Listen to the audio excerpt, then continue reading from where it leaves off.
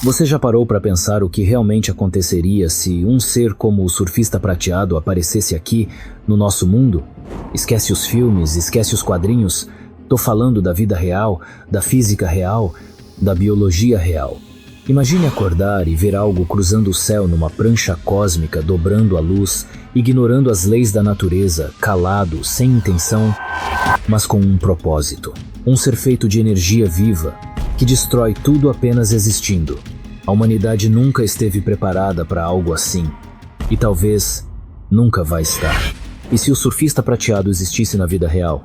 Era para ser mais uma madrugada comum, mas às 3h17, câmeras de segurança de dezenas de países captaram algo que parecia um meteoro cortando os céus numa velocidade impossível, só que ele freou, parou no ar e começou a flutuar, como se o próprio espaço o obedecesse.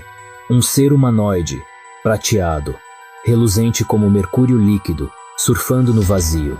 Nas primeiras 2 horas, o mundo achou que era um holograma ou uma nave alienígena, mas satélites começaram a cair. Comunicações falharam, e os pássaros começaram a cair mortos do céu. Ele não disse uma palavra, mas sua presença falava mais alto que qualquer bomba nuclear. A internet explodiu em teorias. Um ser interdimensional, o verdadeiro anticristo, o arauto de Deus. Só que não era Deus, era o surfista prateado. E a Terra foi marcada. Não houve diálogo, não houve chance. Só o silêncio de uma entidade que nos olha como insetos antes de esmagar. A simples existência dele já rasga as leis da física. Seu corpo não é feito de matéria comum, mas energia cósmica viva, pulsante, incompreensível. Tudo em volta dele entra em colapso. O campo magnético da Terra flutua, bússolas giram sem parar, ondas eletromagnéticas ficam inutilizáveis. O planeta começa a aquecer, como se ele estivesse sugando a energia do próprio núcleo. Na África, geleiras derretem do dia para a noite. No Ártico, o gelo desaparece como se tivesse sido evaporado. Não há ataque, ele apenas existe. E a existência dele é um veneno para o ecossistema. Animais se jogam dos penhascos. Aviões caem sem explicação. E no céu ele apenas surfa, como se estivesse esperando. Só que a espera tem um preço. A ONU declara estado de calamidade global. O medo não vem do que ele pode fazer, vem do que ele é. Uma força viva que não reconhece nossa dor, nossa história ou nossa importância. Com o passar dos dias, algo mais aterrador se revela. O surfista não é um invasor. Ele é um sinal, um prenúncio, um arauto. Ele vem antes do devorador. Ele anuncia o fim. Porque onde ele está, Galactus logo estará. Um ser que consome mundos como alimento e que depende do surfista para encontrar os planetas mais ricos em energia vital. E adivinha qual foi escolhido? A Terra. A cada dia que passa, o surfista absorve dados, escaneia nossas florestas, nossas cidades, nossas formas de vida. Ele está se certificando de que valemos a pena ser devorados. E enquanto isso, bilhões assistem paralisados. Grupos religiosos dizem que é o apocalipse. Cientistas entram em colapso, tentando entender sua estrutura. Mas não há nada para entender. A resposta é simples e cruel. Somos comida. E o garçom já chegou. Você acha que o ser humano ia ficar parado? Claro que não. Em poucos dias, mísseis nucleares foram disparados. Tentativas de comunicação com linguagens matemáticas, sinais de rádio, mensagens de paz, ameaças. Nenhuma resposta. Quando o primeiro ataque foi lançado, ele evaporou o míssil antes que se aproximasse. O segundo, redirecionado, explodiu em cima da própria base militar que o lançou. As nações entraram em guerra entre si, tentando decidir quem estava provocando. Enquanto isso, ele observava. De vez em quando descia, passando por cidades inteiras, deixando um rastro de distorção no ar, como uma lente quebrando a realidade. Um helicóptero tentou interceptá-lo, explodiu em silêncio. Sem fogo, sem impacto, como se tivesse sido apagado da existência. Foi nesse momento que o mundo percebeu. Não há defesa, nem escudo, nem plano. Ele é a prova viva de que existem coisas acima da nossa compreensão e que talvez nunca fomos os donos da Terra. Quando o mundo enfim entendeu que não podia vencer, algo ainda mais perigoso aconteceu. A sanidade global começou a ruir. As bolsas de valores colapsaram em segundos. Países declararam falência em cadeia. Governos inteiros simplesmente deixaram de funcionar. Nos Estados Unidos, multidões desesperadas invadiram bunkers militares, rasgando uns aos outros com as próprias mãos por uma chance de sobreviver. Mas sobreviver ao quê? Não existe abrigo contra algo que não ataca com armas.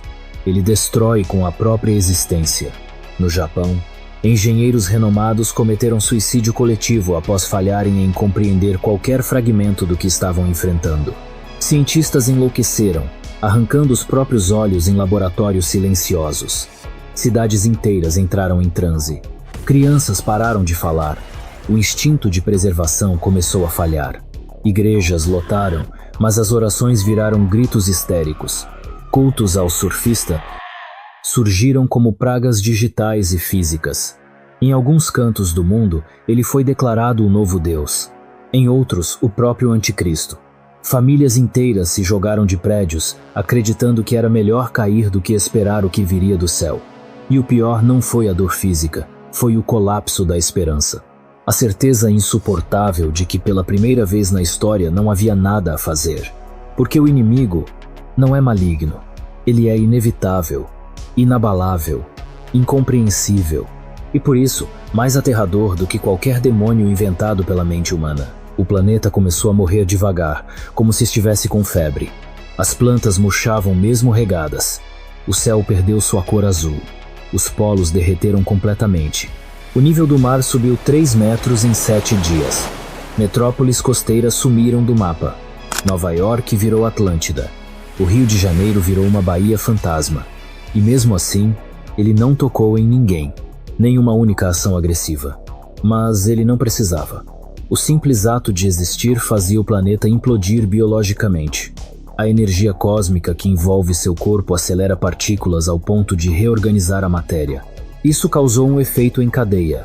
Mutações aleatórias em bebês recém-nascidos, mortes espontâneas, máquinas deixando de funcionar. E o mundo se dividiu entre os que queriam lutar e os que preferiam apenas olhar para o céu, esperando o fim.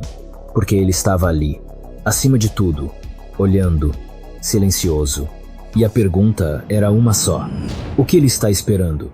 A pior parte de tudo foi perceber o quanto somos insignificantes. Toda a nossa história, guerras, avanços científicos, religiões, arte, nada disso importa para ele. Nem mesmo nosso sofrimento parece ter peso. É como se um formigueiro gritasse por socorro a um cometa. As grandes potências perceberam que, juntas, não chegavam nem perto do nível de ameaça que ele representa. A ONU tentou contato dezenas de vezes. O resultado? Satélites bloqueados, servidores colapsados. Como se ele estivesse dizendo: vocês não têm o direito de saber. Os poucos que ainda acreditavam numa negociação começaram a pirar. Líderes espirituais, cientistas, até mesmo astronautas perderam a razão. Porque não existe empatia ali. O surfista não veio com emoções humanas. Ele é puro propósito. E se o propósito dele é entregar a Terra a Galactus, ele vai fazer isso, mesmo que uma criança esteja chorando aos seus pés. Mas o que ninguém esperava era que ele hesitasse. Por alguns instantes, ele parou acima do Himalaia e ficou ali, olhando para o planeta. E quando ele pensou, o universo segurou a respiração. Porque se o surfista prateado está duvidando da ordem de Galactus, há uma chance. Uma chance mínima de que ele nos salve. Mas ao mesmo tempo, isso significa algo ainda pior. Ele está dividido. E se um ser com o poder de dobrar a realidade começa a ter conflitos internos, o caos se instala. Ele poderia se tornar instável. Poderia rasgar o tecido do espaço-tempo. Poderia destruir a Terra sem querer. Porque agora, ele não sabe mais se somos dignos de morrer ou de viver.